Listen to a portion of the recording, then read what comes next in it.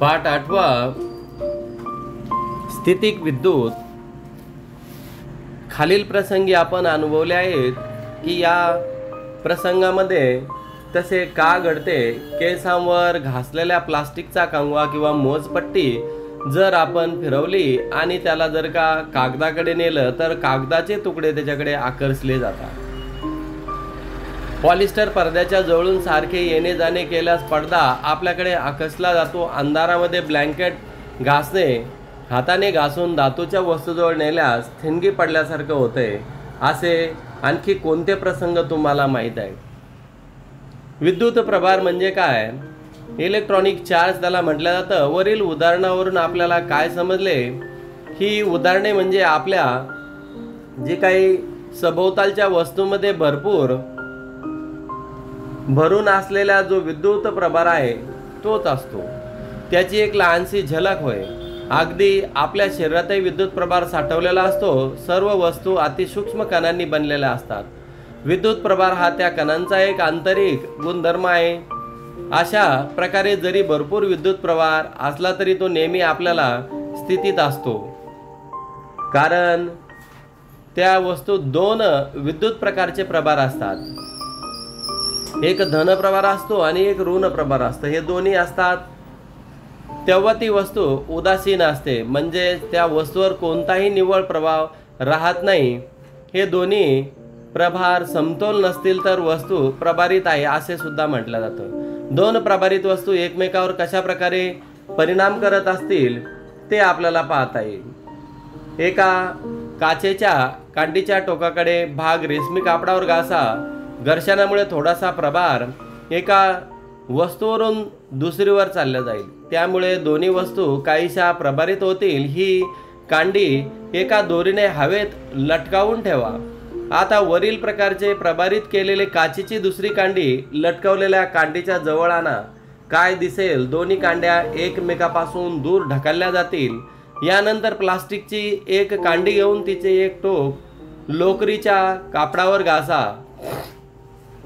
हे टोक लोकरीच्या कांडीजवळ न्या। आता काय दिसेल? दोन्ही कांड्या एकमेकाकडे ओढल्या जातील।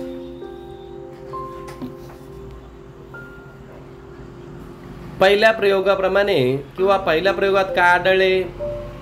एकाच प्रकारचे जे काय प्रभार असलेल्या दोन कांड्या एकमेकांना दूर ढकलतात, याला प्रतिकर्षण असे म्हणतात। दुसऱ्या प्रयोगातून आपल्याला समजले की विरुद्ध प्रकारचे प्रभार असलेल्या कांड्या एकमेकाकडे ओढल्या जातात, यालाच आकर्षण असे म्हणतात। विद्युत प्रभाराला धन आणि ऋण प्रभार असे दोन प्रकारचे प्रभार आपल्याला पाहायला मिळतात। विद्युत प्रभारांचा उगम कसा झाला? सर्व पदार्थांचे हे कणांनीच बनलेले असतात। सर्व पदार्थ जर का पाहिले तर ते कणांनी बनलेले असतात आणि हे कण अंतिमतः अतिसूक्ष्म अशा अणूने बनलेले असतात। अणूच्या संरचनेची तपशील आपण पुढे पाहणार आहोत। आता एवढे माहीत करून घेणे पुरेसे आहे की प्रत्येक अणूमध्ये स्थिर असा धन प्रभार भाग व चल असा ऋण प्रभार भाग पाहायला मिळतोय। दोन्ही प्रभारामध्ये संतुलित असल्यामुळे अणू आणि विद्युतदृष्ट्या उदासीन असतो। सर्व वस्तू अणूनेच बनलेल्या असतात, म्हणजे त्या विद्युतदृष्ट्या उदासीन असतात। मग त्या वस्तू धनप्रभारित कशा होतात? विद्युतदृष्ट्या उदासीन असलेल्या अणूमधील प्रभारांचे काही कारणांनी संतुलन बिघडले, जसे की काही विशिष्ट वस्तू जेव्हा एकमेकावर घासल्या जातात तेव्हा त्या वस्तू एकमेकांचे ऋण प्रभारित कण दुसऱ्या वस्तूवर टाकतात। ते ज्या वस्तूवर गेले ती वस्तू जी काही अतिरिक्त धन प्रभारित कणामुळे ऋण प्रभारित होते, तसेच ज्या वस्तूवर ऋण प्रभारित कण गेले ती वस्तू ऋण प्रभारित कणाच्या कमतरतेमुळे धन प्रभारित होते। अर्थात घासल्या जाणाऱ्या दोन्ही वस्तू एक धन प्रभारित तर दुसरी ऋण प्रभारित बनताना पाहायला मिळते। एक प्रयोग करून पाहायचा आहे। कागद, पॉलिथिन, नायलॉन कापड व सुती कापड, रेशमी कापड इत्यादी।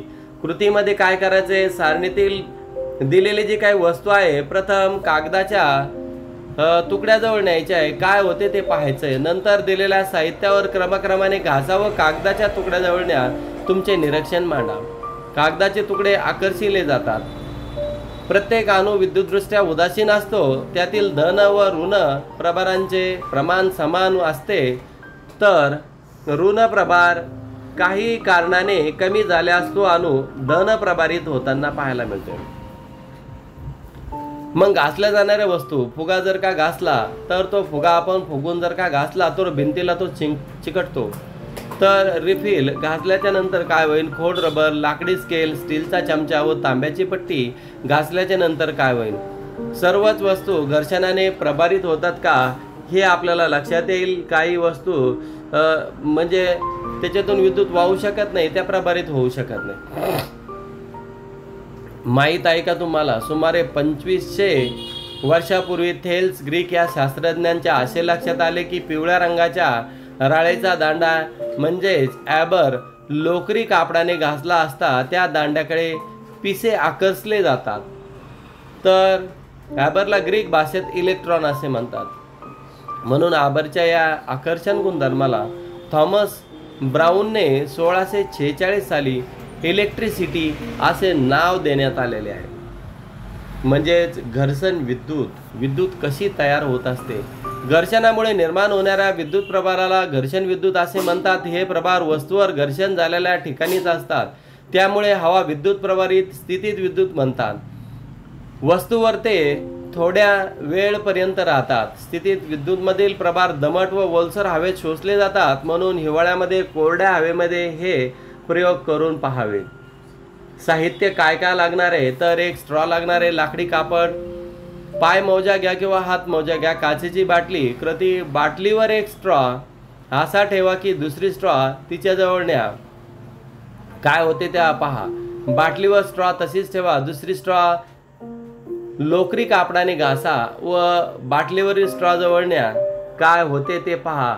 आता 2 स्ट्रॉ घेऊन त्या एकाच वेळी लोकरी कापडाने घासा. त्यातील एक स्ट्रॉ बाटलीवर ठेवा व दुसरा तिच्याजवळ न्या. काय होते बघा. बाटलीवरील घासलेला स्ट्रॉ तसाच ठेवा.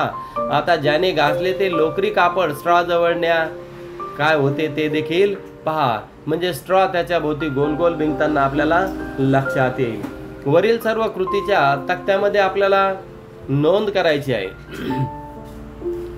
म्हणजेच आपल्याला विद्युत प्रभारित वस्तू प्रभार नसणाऱ्या वस्तूंना आकर्षित करतात. सामान्य विद्युत प्रभारामध्ये प्रतिकर्षण होते. विद्युत प्रभारामध्ये आकर्षण होते. विद्युत प्रभारात वस्तू ओळखण्यासाठी प्रतिकर्षण ही कसोटी वापरली जाते.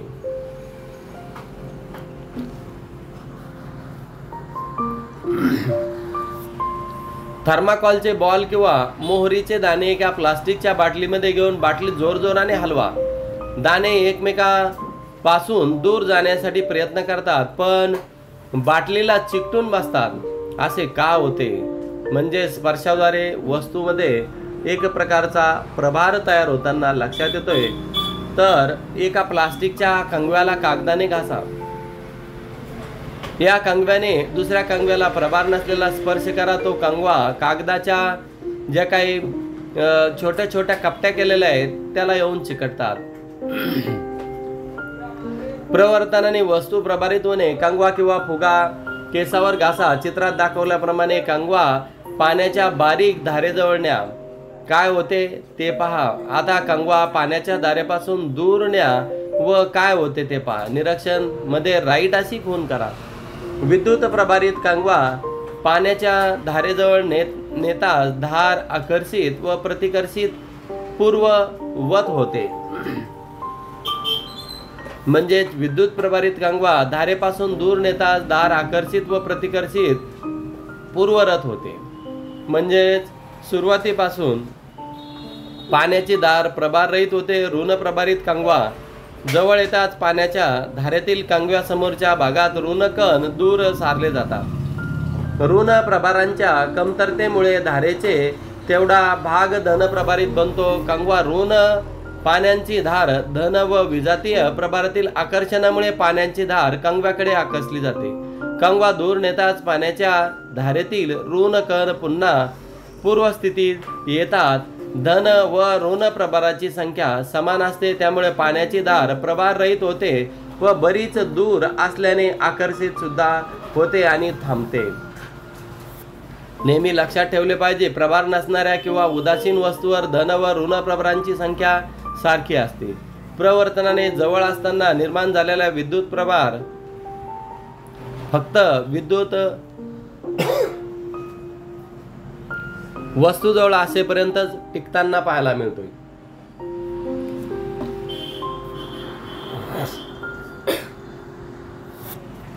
आपण जर का फुगा फुगवला आणि तो जर आपल्या कपड्यावर घासवला आणि भिंतीला नेऊन चिकटवला तर तो फुगा काय होतो, चिकटताना लक्षात येईल. घरी गेल्यावर तुम्ही हा प्रयोग करून पाहू शकता फुगा असला तर.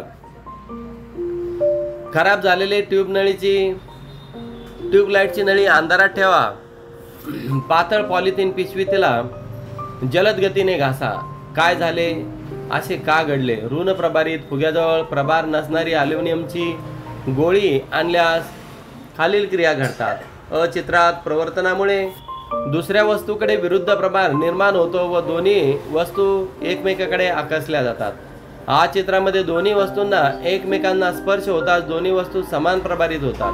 ही चित्रात समान प्रभारित एकमेकांना प्रतिकर्षण होताना लक्षात येते. म्हणजे सुवर्ण पत्र विद्युत स्पर्शी हे वस्तूवरील विद्युत प्रभार ओळखण्याचे साधे उपकरण आहे. यात तांब्याच्या दांड्याला वरच्या टोकाला धातूची चकती असते तर दुसऱ्या टोकाला सोन्याची 2 पातळी पाने असतात. हा दांडा बाटलीमध्ये ठेवलेला असतो जेणेकरून चकती बाटलीच्या वर राहील. प्रभार नसणारी जी काही वस्तू आहे, प्रभार नसणाऱ्या वस्तूला जर का चकतीजवळ नेताच दोन्ही पाने सजातीय विद्युत प्रभारामुळे प्रतिकर्षित होतात, म्हणजेच एकमेकापासून दूर जातात. हाताने चकतीला स्पर्श करताच पाने जवळ येतात, कारण पानामधील प्रभार स्पर्शामुळे आपल्या शरीरातून जमिनीमध्ये जाताना प्रभावित होतो. सन 1752 मध्ये बेंजामिन फ्रँकलिनने आपला मुलगा विल्यम यांच्यासोबत पतंग उडवण्याचा प्रयोग केला. हा पतंग रेशमी कापड, देवदार झाडाचे लाकूड व धातूचे तार वापरून तयार केला होता. आणि हा जो काही तयार केलेला जो काही पतंग होता तो पतंग त्याने उडवण्याचा प्रयत्न केला. आणि पतंग उडवत असताना एक